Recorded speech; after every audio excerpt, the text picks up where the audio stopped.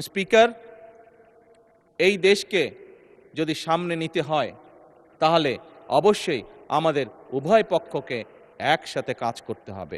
হ্যাঁ, বাংলাদেশে আইটি শিল্পের বিকাশ কিভাবে হবে এ ব্যাপারে হয়তো আমাদের মধ্যে ডিবেট হতে পারে, এ ব্যাপারে আমাদের মধ্যে দ্বিমত থাকতে পারে, কিন্তু বাংলাদেশের আইটি শিল্পের বহিঃপ্রকাশ হতে হবে এ ব্যাপারে আমাদের মধ্যে নিশ্চয়ই কোনো ডিবেট নেই মাননীয় স্পিকার। সেজন্যই আসুন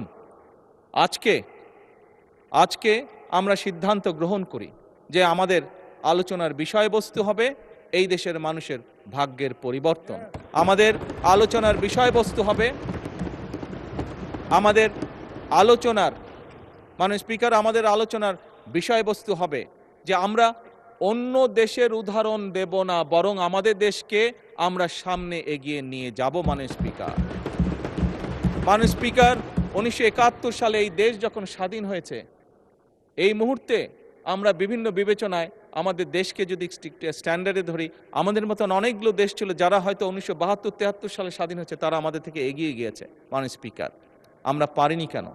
বিকজ বিভিন্নভাবে এই দেশকে, একটু আগেই যেটা বলেছি মাননীয় স্পিকার, বাধাগ্রস্ত করা হয়েছে গণতন্ত্রকে।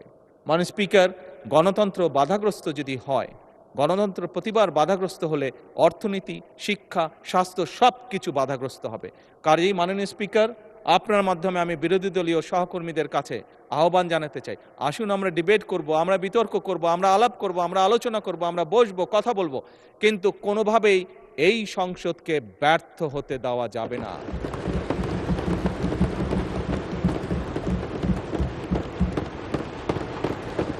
মাননীয় স্পিকার, অতীতে আমরা দেখেছি সরকারকে ব্যর্থ করার জন্য 173 দিন হরতাল ডাকা হয়েছিল।